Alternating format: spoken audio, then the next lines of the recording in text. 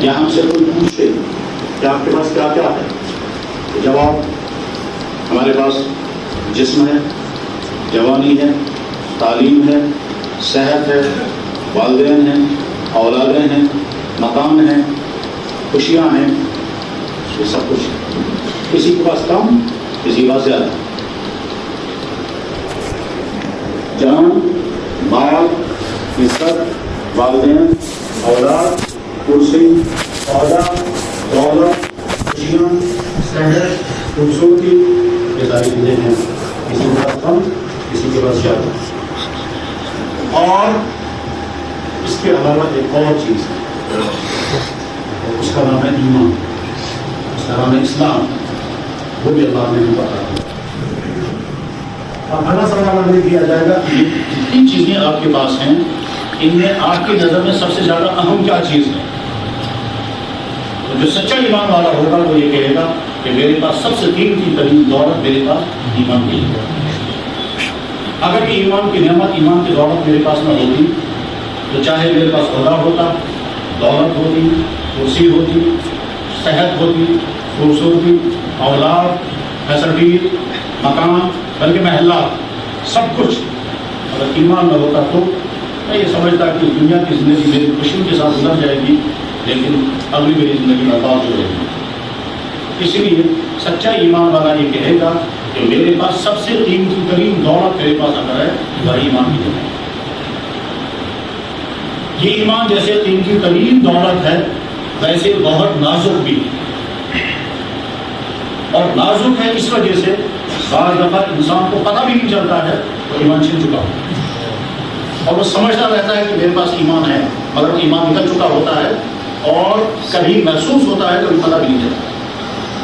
وہ انسان جو جان بوجھ کر ایمان کو چھوڑ دے اور کوئی سا بھی کفر اختیار کرے، وہ تو خیر جانتا ہے کہ میں نے ایمان چھوڑ دیا، میں نے اسلام چھوڑ دیا، اور میں نے جان بوجھ کر کوئی اور راستہ اختیار کیا، اس کا معاملہ الگ ہے۔ لیکن کبھی بلکہ اکثر ایسا بھی ہوتا ہے آدمی کو پتہ بھی نہیں چلتا ہے، اور کوئی ایسی بات اس کی زبان سے نکل جاتی ہے، یا وہ کوئی ایسا کام کر جاتا ہے جس کے نتیجے میں اس کا ایمان ختم ہو چکا ہوتا ہے، اور وہ یہ سمجھتا ہے کہ میرے پاس ایمان نہیں ہے، مگر وہ ہوتا نہیں۔ اللہ نے قرآن کریم میں اس کو فرمایا وَمِنَ النَّاسِ مَن يَقُولُ آمَنَّا بِاللَّهِ وَبِالْيَوْمِ الْآخِرِ وَمَا هُم بِمُؤْمِنِينَ۔ بہت سارے لوگ کہتے ہیں ہم بھی مومن ہیں، ہم بھی اللہ کو مانتے ہیں، ہم بھی جانتے ہیں کہ مرنے کے بعد زندہ ہونا ہے، اور ہم بھی ایمان والے ہیں، مگر حقیقت یہ ہے کہ ان کے بعد ایمان نہیں ہے۔ یہ اللہ نے قرآن کریم کے پہلے پارے کے پہلے یا دوسرے صفحے میں پڑھا۔ لہذا ہر ایمان والے کو ہمیشہ اس بات میں بہت چوکنا رہنا چاہیے کہ کہیں مجھ سے ایسی کوئی غلطی نہ ہونے پائے جس غلطی کے نتیجے میں ایمان مجھ سے چھن چکا ہوگا اور میں سمجھ بھی نہیں رہا ہوں گا کہ میں ایمان والا ہوں یا نہیں۔ سب سے زیادہ حساس، سب سے زیادہ چوکانا اس باتیں میں رہنا ہوتا ہے کہ کہیں میرا ایمان میرے ہاتھ سے نکل نہ جائے اور مجھے پتہ بھی نہ چلے۔ یہ اتنا حساس معاملہ ہے کہ حضرت فاروق اعظم رضی اللہ تعالیٰ عنہ، جن کو نہ جانے کتنی مرتبہ اللہ کے نبی نے فرمایا کو جنت دی، کتنی ہی مرتبہ، وہ فاروق اعظم کی جس نے آدھی دنیا میں اسلام پھیلایا، وہ فاروق اعظم رضی اللہ تعالیٰ عنہ کہ آپ میں سے بہت سارے بھائیوں نے وہ کتاب پڑھی ہوگی یا سنا ہوگا۔ کتاب لکھنے والے کا نام ہے مائیکل، کتاب اس نے لکھی ہے 100 بڑے آدمی، انگریزی میں کتاب لکھی، ٹرانسلیشن اس کا بہت ساری زبانوں میں ہوا، اردو میں بھی ٹرانسلیشن ہوا، یہاں میں ملتی ہے کتاب۔ اس نے انسانی تاریخ میں سے 100 آدمی چوز کیے۔ یہ 100 آدمی وہ ہیں کہ جنہوں نے انسانی تاریخ پر، انسانیت پر، سوسائٹی پر بہت زیادہ اثر ڈالا ہے، اور 100 آدمی جو میں نے منتخب کیے وہ یہ ہیں۔ اس میں ہر قسم کے لوگ ہیں، اس میں نبی بھی ہیں، مذہبی رہنما بھی ہیں، سکالر بھی ہیں، سائنٹسٹ بھی ہیں، فلاسفر بھی ہیں، بادشاہ رولر بھی ہیں، ہر قسم کے لوگ۔ مائیکل چونکہ یورپین ہے اور ہو سکتا ہے عیسائی ہوگا، عیسائی ہونے کا تقاضا یہ ہے کہ اس کو سب سے پہلے حضرت عیسیٰ علیہ السلام کا نام لینا چاہیے تھا، اور چونکہ یورپین ہے اس لیے اس کو یورپ کے کسی آدمی سے اسٹارٹ کرنا چاہیے تھا، چاہے وہ یورپ کے کسی سائنٹسٹ کو پہلے لیا تھا یا کسی سکالر کو یا کسی فلاسفر کو یا کسی رولر کو کسی کو بھی لا سکتا تھا پہلے نمبر پر، یا الفابیٹ کے حساب سے وہ شروع کرتا، اور اسے سب سے پہلے نام دیا جناب محمد رسول اللہ صلی اللہ علیہ وسلم. اور اس پر جب سوالات کیے گئے کہ آپ نے ان کا نام سب سے پہلے کیوں دیا، اس کا جواب یہ تھا کہ انسان کی تاریخ کو جتنا اس شخص نے متاثر کیا ہے، اور وہ متاثر بھی کیا غلط نہیں صحیح، اور اپنی زندگی میں جتنا کامیاب یہ انسان ہے اور کوئی انسان اتنا کامیاب نہیں ہے. اس لیے میں سمجھتا ہوں کہ اگر میں نے کسی اور کے آدمی سے اپنی کتاب کا آغاز کیا ہوتا تو میں انصاف کرنے والا نہیں ہوتا. انصاف کا تقاضا ہے کہ مجھے سب سے پہلے انہیں کا نام لینا چاہیے تھا. اگرچہ اس میں جناب رسول اکرم صلی اللہ علیہ وسلم کا جو تذکرہ اس نے لکھا ہے اس میں خامیاں بھی ہیں، اس میں کمیاں بھی ہیں. ہم یہ نہیں کہہ سکتے ہیں کہ جان بوجھ کر اس نے کیا ہے یا معلومات اس کے پاس کمی رہی ہے. ظاہر ہے اس کے بعد جو سورس ہوگا سیرت کا وہی سورس اس نے پڑھا ہوگا، اس کی بیس پر اس نے سیرت کی حضور کے حالات لکھے. ہو سکتا ہے وہ معلومات زیادہ پختہ نہ ہوں، کتابیں صحیح اس کے پاس نہ پہنچی ہوں، اس لیے غلطیاں کھا گیا اس نے. لیکن بہرحال اس کو کریڈٹ ضرور ملے گا اس بات کا کہ اس نے سب سے پہلے نام دیا کس کا؟ جناب رسول اللہ. اس کے بعد باقی 99 آدمی میں جب اس نے چوزنگ کی تو مسلمان صرف ایک ہے اور وہ ہے فاروق اعظم رضی اللہ تعالیٰ عنہ، اور کسی مسلمان کا نام اس نے نہیں لیا. اگرچہ ہم علمی طور پر اس پر اچھی طرح سے یہ سوال کر سکتے ہیں کہ جو کرائیٹیریا آپ نے لگایا ہے اس کتاب میں آدمی کے چوز کرنے کا، وہ کرائیٹیریا مسلمانوں کی بے شمار شخصیات کو پورا کرتا ہے. اس میں رولی کلاس کے لوگ بھی ہیں، اس میں فلاسفر بھی ہیں، اس میں امام بھی ہیں، امام ابو حنیفہ، امام بخاری، امام غزالی اور نہ جانے کتنے لوگ ہیں. لیکن ٹھیک ہے صاحب، آپ کے کرائیٹیریا پر وہ لوگ پورے نہیں اترے ہیں، یا آپ کا انصاف ہے یا طرفداری ہے، جانبداری ہے، ہمیں اس سے غرض نہیں ہے. لیکن بہرحال یہ بات صحیح ہے کہ اس نے فاروق اعظم رضی اللہ عنہ کا نام اس نے شامل کیا، اور اس نے یہ لکھا کہ یہ وہ شخص ہے کہ جس نے اپنے زمانے کی 2 سپر پاور طاقتوں کو مانا. فاروق اعظم رضی اللہ عنہ وہ انسان ہے جس کو بار بار اللہ کے نبی علیہ السلام فرمایا تم جنتی ہو. اس کے باوجود فاروق اعظم کو ڈر اتنا تھا کہ ایک صحابی سے کہتے تھے کہ حذیفہ تمہارے پاس نقلی ایمان والوں کی لسٹ ہے، تمہارے پاس منافقوں کی لسٹ ہے جو اللہ کے نبی نے تمہیں بتائی. میں یہ تو نہیں کہوں گا کہ وہ ساری لسٹ مجھے ڈکلیئر کر دو، مگر میں یہ پوچھنا چاہتا ہوں اس لسٹ میں میرا نام تو نہیں. یہاں سے ہم سمجھ سکتے ہیں کتنا حساس معاملہ ہے کہ آدمی سمجھ رہا ہوگا میں ایمان والا ہوں اور ایمان چھن چکا ہوں. لہذا بہت چوکنا رہنا چاہیے اس بات سے کہ میری زبان سے اور میرے طرز عمل سے کوئی ایسی بات نہیں ہونی چاہیے جس کے نتیجے میں میرا ایمان اسے چھن جائے گا. میں مثال سے سمجھاؤں گا. فرض کیجیے ایک مسلمان ہم سے یہ کہتا ہے کہ جناب میں غیر مسلم سوسائٹی میں بستا ہوں، ہمارے پڑوس میں یا دور علاقے میں غیر مسلم بیمار ہے، کیا میں اس کی عیادت کے لیے جا سکتا ہوں؟ اسلام کہہ رہا ضرور جا سکتا ہوں. یہ کہہ رہا ہے غیر مسلم بہت زیادہ غریب ہے، کیا میں اس کی مالی مدد کر سکتا ہوں؟ جواب ہے کہ ضرور. یہ کہتا ہے کہ جناب وہ ہاسپٹل نہیں جا سکتا ہے، کہ میں اس کو ہاسپٹل کے ساتھ جا سکتا ہوں؟ جواب ہے کہ ضرور. جناب ہاسپٹل میں اس کو علاج کرنے کے لیے پیسہ نہیں ہے، کیا میں اپنا وقت اور اپنا پیسہ اس کا خرچ کر سکتا ہوں؟ جواب ہے کہ ضرور، اور تمہیں ثواب بھی ملے گا. اس کے بعد یہ کہتا ہے کہ جناب یہ غیر مسلم مر گیا تو کیا میں اس کے گھر والوں کے ساتھ اظہار ہمدردی کر سکتا ہوں؟ جواب ہے کہ ضرور کر سکتا ہوں. کہتا ہے جی ٹھیک ہے، جب وہ بعد میں ان کے پاس جا کر کے میں ان کی تعزیت کر سکتا ہوں؟ جواب ہے کہ ضرور تعزیت کر سکتا ہوں. اس کے بعد یہ سوال کرے گا کس غیر مسلم کو، اس غیر مسلم کے لاش جلانے کے لیے جب وہ لے جائیں گے تو کیا میں وہ آگ لگا سکتا ہوں؟ جواب ہے کہ ہرگز نہیں. اسلام نے کہاں تک اجازت دی اور کہاں جا کر بیان کر دیا کہ یہ نہیں کر سکتے. کیوں نہیں کر سکتے؟ یہ ان کا مذہبی عمل ہے. آپ انسانیت کی سطح تک یہ سارے کام آپ کر سکتے تھے اور ہم نے آپ کو اجازت دے دی. اور ہم نے اللہ تعالیٰ بیان فرماتے ہیں کوئی حرج نہیں ہے، تم ان کے ساتھ حسن سلوک کرو، کوئی حرج نہیں ہے ان کے ساتھ اخلاق برتو، کوئی حرج نہیں ہے کہ تم ان کے ساتھ انسانیت کا معاملہ کرو، کوئی حرج نہیں ان کے ساتھ ڈیلنگ کرو. اور ساتھ یہ بھی کا خبردار ایسی کوئی حرکت نہ کرنا جو ان کا مذہبی کام ہوگا اس کے نتیجے میں تمہارا ایمان چھن سکتا ہے. دنیا کی پہلی قوموں میں اور ہو سکتا ہے آج بھی دنیا میں کہیں کوئی فرق ایسا ہوگا جو یہ کہتے تھے کہ آگ خدا ہے. جیسے دنیا میں ہمیشہ رہا ہے، آج بھی کچھ لوگ ایسے ہوں گے جو کہتے ہیں سورج خدا.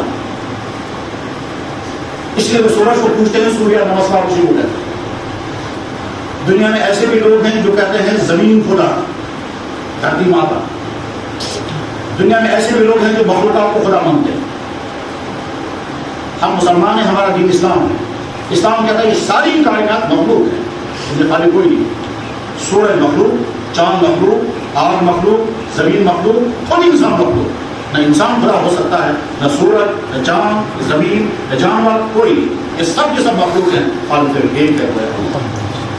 قرآن میں کہا لا تسجدوا للشمس ولا للقمر، نہ سورج کو پوجنا نہ چاند کو پوجنا. واسجدوا للہ الذی خلقہن، اس اللہ کو پوجنا، اس اللہ کی عبادت کرنا جس نے ان تمام کو پیدا کیا.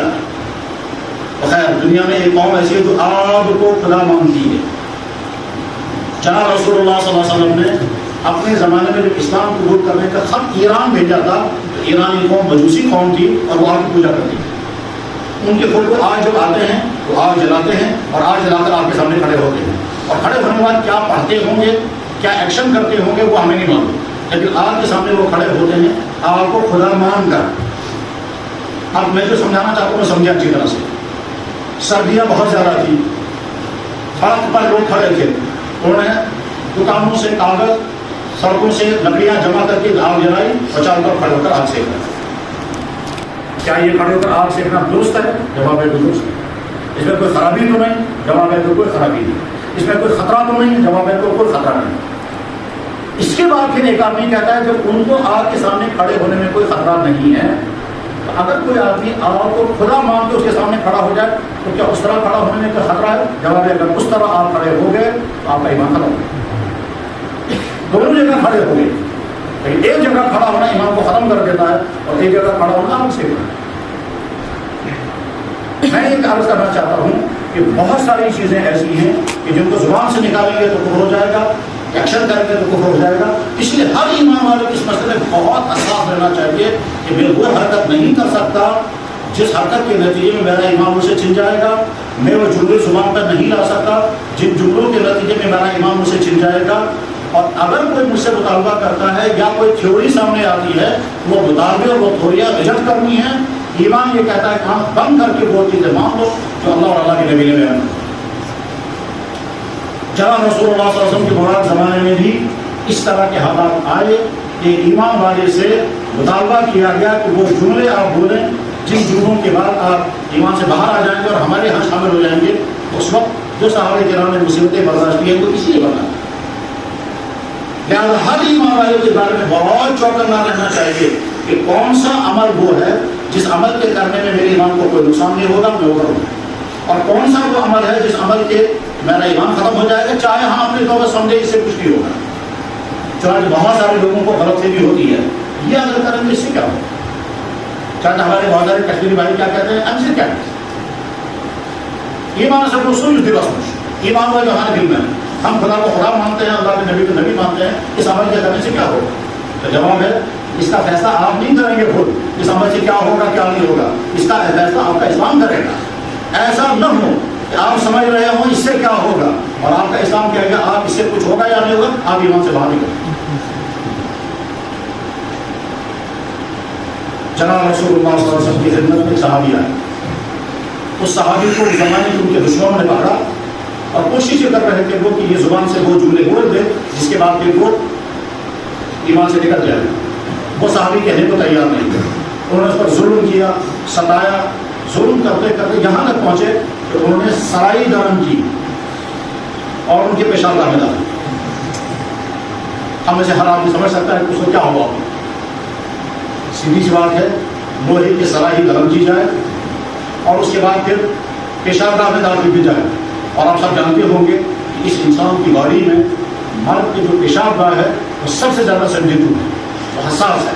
اور اس باڈی کے اندر سب سے نازک جگہ وہی ہے. آنکھ اور آنکھ کے بعد نازک جگہ وہی ہے. تو جب اس میں سلائی داخل کی گئی ہوگی تو اس آدمی میں کیا بیتی ہوگی؟ ظاہر ہے بے قراری کے عالم میں تڑپتے تڑپتے اس کی زبان سے نکل گیا کوئی ایسا جملہ جس کے نتیجے میں وہ ایمان سے باہر ہو گیا.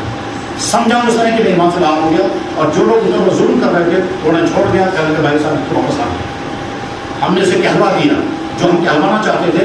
اس کی زبان سے جو جملہ ہم نکلوانا چاہتے تھے وہ جملے سے نکال دیا. اللہ خوش ہو گئے وہ اور اسے چھوڑ دیا. اب یہ چونکہ دل سے تو نہیں اپنے ارادے سے نہیں کہا تھا، وہ تو بے قراری کے عالم میں زبان سے نکل گیا تھا. اور وہ بہت تڑپ تڑپ کر کے حضور کی خدمت میں آئے، بہت غم زدہ، بہت ہی زیادہ غم زدہ. یا رسول اللہ میرا ایمان نکل.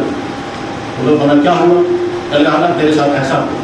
اور اس ایسی حالت میں میری زبان سے وہ جملہ نکل گیا مگر میرا ارادہ اس میں شامل نہیں تھا، بے قراری کی حالت میں، جیسے کبھی ہماری زبان سے جملہ نکل جاتا ہے جس کو کہتے ہیں سلپ اپ، کم ہو گیا، زبان پھسل گئی، میرا ارادہ نہیں تھا جملہ بولنے کا، زبان سے نکل گیا جملہ. بس سیم اسی طرح سے سخت ترین تکلیف میں اس کی زبان سے جملہ نکل گیا. یہ ایسا کہ جیسے نیند میں کسی آدمی کی زبان سے کوئی جملہ نکل جائے، اس کا ارادہ نہیں ہوتا. یہ ایسا ہی ہے جیسے کبھی دماغ کی سوچ کے بعد کوئی جملہ نہیں نکلا، سوچنے سے پہلے کوئی جملہ نکل گیا، تکلیف کی وجہ سے یا کسی اور وجہ سے، اور وہ بے قرار ہو کر حضور سے کہہ رہے ہیں یا رسول اللہ میرے دل میں تو نہیں تھا کہ آپ نبی نہیں ہیں مگر زبان سے میں بول گیا. دل میں تو ہے کہ آپ اللہ کے نبی ہیں اور میں آپ کا امتی ہوں، اگر میری زبان سے نکل گیا. وہ سمجھ رہے ہیں کہ میں تو ایمان سے خارج ہو گیا. اللہ کے نبی علیہ السلام کوئی جواب نہیں اور میں اللہ فیصلہ کروں. چوتھے قرآن کریم کی آیت نازل ہو گئی.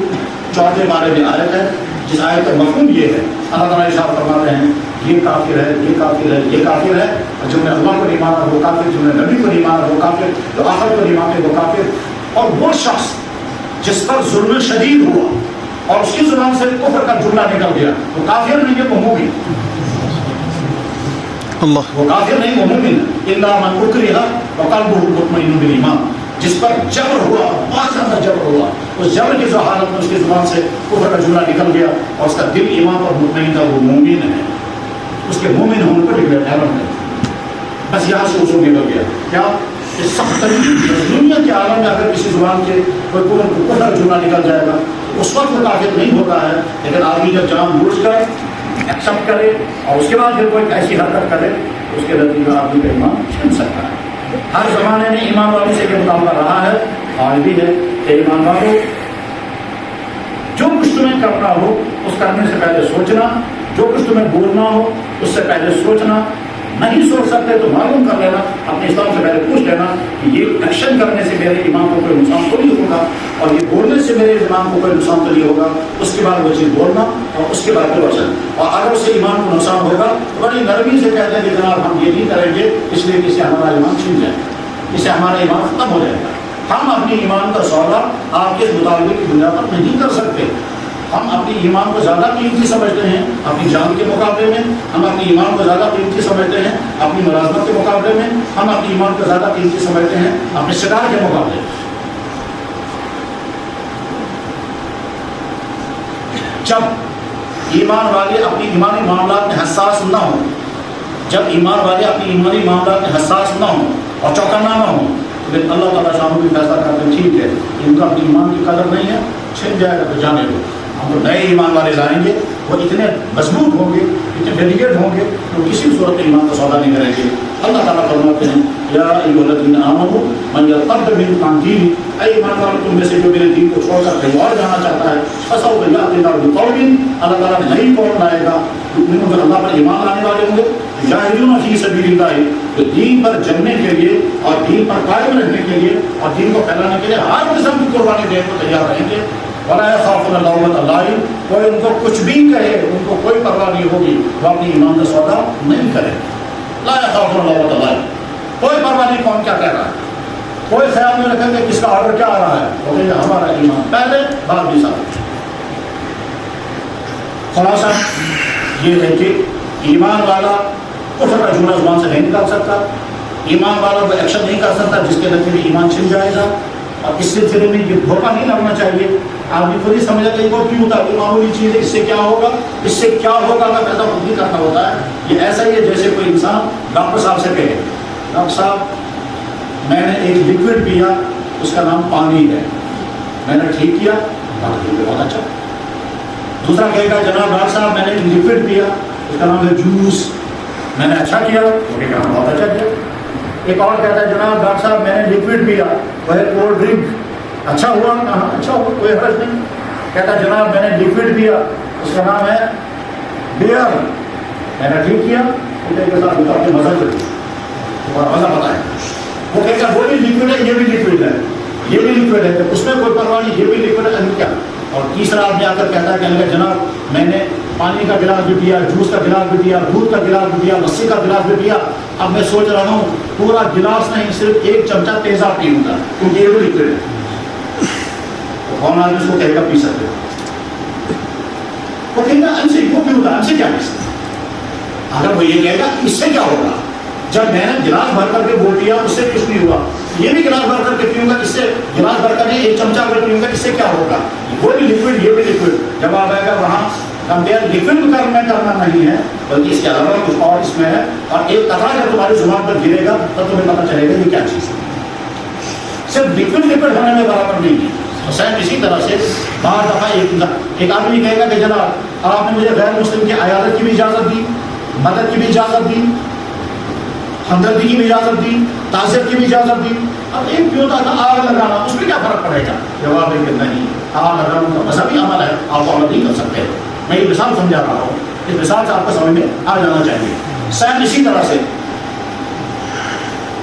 آپ میں سے جو میڈیکل کے ساتھ جڑے ہوئے ہوں گے وہ ہم سے زیادہ میڈیکل سمجھ سکتے ہیں. میڈیکل ہمارا سبجیکٹ نہیں ہے، لیکن آپ کو جانتے ہوں گے میڈیکل حفظان صحت کے اصول سمجھانے والے کبھی کہتے ہیں کہ آپ صبح سویرے مارننگ واک کرتے ہیں، سارے واکنگ کا. اس واکنگ میں ایک بات کبھی یہ بھی سمجھائی جاتی ہے کہ جس وقت سورج وہاں سے نکلے اور سورج کی کرنیں پہلی پڑیں اس وقت آپ سورج کی طرف کھڑے ہو کر کے لمبے لمبے سانس لیں. کیا ہوگا؟ رات بھر درختوں سے آکسیجن نکلتا ہے، کیونکہ درخت جو ہے وہ کاربن ڈائی آکسائڈ کھینچتے ہیں، آکسیجن چھوڑتے ہیں. آپ پوری فضا میں اس وقت آکسیجن ہے. اس آکسیجن پر جب سورج کی کرنیں پڑیں گی، اور آپ جانتے ہیں کہ سورج کی کرنوں میں وٹامن ڈی ہے، تو آکسیجن اور وٹامن ڈی اس فضا میں ہے، اس وقت ہم لمبے لمبے سانس لیں گے، آپ کو بہت فائدہ ہوگا. یہ حفظان صحت کا اصول بتاتا ہے. ٹھیک ہے، زیادہ بہتر طور پر آپ لوگ سمجھ سکتے ہیں جن کا سبجیکٹ میڈیکل ہوگا، ہمارا سبجیکٹ نہیں، لیکن اتنا ہم نے پڑھا ہے سنا. ٹھیک ہے، تو ایک آدمی صبح سویرے کھڑا ہوتا ہے وہاں کھلے میدان میں، وہاں سے سورج نکلا اور نئی کرنیں آ رہی ہیں، یہ کھڑا ہو کر کے لمبے لمبے سانس لے رہا ہے. اس کے بعد پوچھے گا جناب میں یہ عمل کر رہا ہوں یہ ٹھیک ہے؟ جواب ہے بالکل صحت کا عمل ہے، کر سکتے ہیں. سیم اسی کے ساتھ ایک دوسرا آدمی ہے، وہ بیٹھا ہوا ہے اور کچھ انتظار میں کہ جو ہی سورج نکلے گا میں فوراً ہاتھ پکڑ کھڑا ہو جاؤں گا. جواب ہے بالکل، کیونکہ یہ کھڑا ہوا ہے سورج کے سامنے وٹامن ڈی لینے کے لیے، اور وہ کھڑا ہوا ہے سورج کے سامنے سورج کو دیوتا مانتا ہے. اس کا کھڑا ہونا کفر ہے اور اس کا کھڑا ہونا. کبھی کبھی ایسا ہوتا ہے ایکشن سیم ہوتے ہیں لیکن وہ دونوں کا الگ الگ ہوتا ہے. ایک ڈاکٹر نے پیشنٹ کو دوائی دی، اس کو اندازہ نہیں تھا کہ اس دوائی سے ریئیکشن ہو جائے گا. سوئے اتفاق یہ ہوگا کہ ڈاکٹر کی دوائی سے بیمار کو ریئیکشن ہو گیا اور بیمار مر گیا. کیا ڈاکٹر مجرم ہوگا؟ جواب ہے کہ نہیں. لیکن دوسرے شخص نے جان بوجھ کر کے پوائزن کسی آدمی کو کھلا دیا اور مر گیا. دونوں جگہ موت ہو گئی، لیکن ایک جگہ انٹینشن مارنے کا نہیں ہے لہٰذا اس پر مرڈر کا کیس نہیں لگے گا، اور دوسری جگہ انٹینشن مارنے کا ہے وہاں مرڈر کا کیس لگے گا. ایکشن دونوں کی ایک ہی ہے، نتیجہ دونوں کا الگ ہے. ہمارے بازاروں میں فارمیسی والوں کے یہاں دوائیاں ہوتی ہیں، اس میں وٹامن بھی ہوتی ہے، یہ جو ہے ٹانک ہوتے ہیں. اور آپ جانتے ہیں کہ ٹانک میں الکوہول بہت زیادہ ہوتا ہے پرزرویشن کے لیے. الکوہول کا کام ہے دوائی کو خراب ہونے سے بچانا، تو پرزرویشن کے لیے الکوہول ملایا جاتا ہے. اب ڈاکٹر نے آپ کو کہا کہ آپ کی کمزوری ہے، آپ کے ٹانک لے لیں 1 یا 2 چمچ صبح کو، 1 یا 2 چمچ شام کو، یا کھانے کے بعد آپ لے رہے ہیں. اس میں الکوہول بھی ہے. ہو سکتا ہے اسلام آپ کو کہتے ہیں اجازت ہے، کیونکہ آپ الکوہول نہیں پی رہے ہیں، آپ دوائی پی رہے ہیں، آپ ٹانک پی رہے ہیں طاقت کے لیے. اب ایک لڑکا کہتا ہے کہ جناب ٹانک میں الکوہول بہت ہوتا ہے، لہٰذا میں بوتل لے کر ساری بوتل ایٹ اے ٹائم پی لوں. طاقت کی طاقت آئے گی، نشے کا نشہ چڑھے گا، اور یقین نشہ چڑھے گا. اس کے بعد جو ہو سکتا ہے 12 گھنٹے کے لیے وہ نشے میں بے ہوش ہو جائے، چڑھے گا نشہ. اس شخص نے ٹانک کی بوتل خریدی دوائی کے طور پر کھانے کے لیے، اور اس شخص نے ٹانک کی بوتل خریدی ہے ایٹ اے ٹائم پینے کے لیے. اس کو حکم آئے گا تم نے ٹانک کی بوتل خریدی، تم نے ٹانک دی، تم نے شراب خریدا، اور جو تم پی رہے ہو تم شراب پی رہے ہو. اور اس کو حکم آئے گا کہ نہیں آپ شراب نہیں پی رہے ہیں، آپ کو دوائی پی رہے ہیں. چوہے مار دوائی ایک آدمی نے خریدی کیونکہ اس کو ٹینشن تھا. اس نے سوچا جب گھر والوں میں اور ٹینشن رہتا کہ میں چوہا دوائی کو پی لوں گا، تو یہ میں خودکشی کرنے کی، سوسائڈ کرنے کی دوائی خریدا. اور دوسرے آدمی نے کیا ارادہ کیا کہ صاحب گودام کے اندر چوہے بہت زیادہ ہو گئے ہیں، میں ان کے لیے تو چوہے مار دوائی اس نے خریدی، انٹینشن کچھ اور ہے، اس نے خریدی انٹینشن کچھ اور ہے.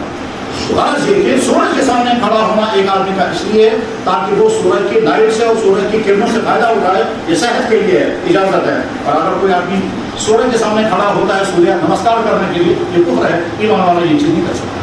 अब अगर कोई कहेगा जनाब कल में खड़ा हुआ तो आपने कहा इजाजत और आज में खड़ा हुआ, इसमें उसका फर्क क्या है? जवाब है आपका इंटेंशन कुछ और है, आपका इंटेंशन कुछ और है। गरज ये कि ईमान के मामला में बहुत हसास रहना होता है कि हम कौन कौन सी चीज कर सकते हैं, कौन सी चीज नहीं कर सकते हैं, और जहां शक हो जाए कि शायद ये चीज सही नहीं होगी, करना नहीं है, तब तक जब तक इस्लाम से नहीं पूछना, इस्लाम से, मौलवी से नहीं। मौलवी इस्लाम बोलने वाला है, इस्लाम उसके घर की चीज नहीं है। इस्लाम अल्लाह का उतारा हुआ दीन है, इस्लाम का कानून अल्लाह के नबी का बयान किया हुआ कानून है। कानून बयान करना जो है वो उलमा की जिम्मेदारी है, खुद उलमा कानून नहीं है। तो हम मुसलमान अपने इस्लाम से पूछेंगे, हम मुसलमान हैं, अपने इस्लाम से पूछेंगे जनाब हमसे के मुताबिक हम ये करें या ना करें।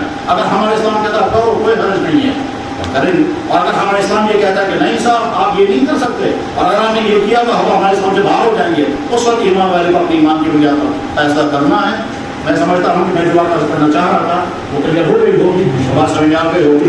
अल्लाह जल्ल शानहू हमारी हालत बेहतर से बेहतर फरमाए और मुश्किल इम्तिहान से हमारी हिफाजत फरमाए, खुसूसन ऐसा इम्तिहान जिस इम्तिहान में ईमान का सौदा करना पड़े और ईमान का सरेंडर करना, उस इम्तिहान से हमारी हिफाजत हो। वाखिर दावाना अल्हम्दुलिल्लाहि रब्बिल आलमीन, बिरहमतिका या अरहमर राहिमीन।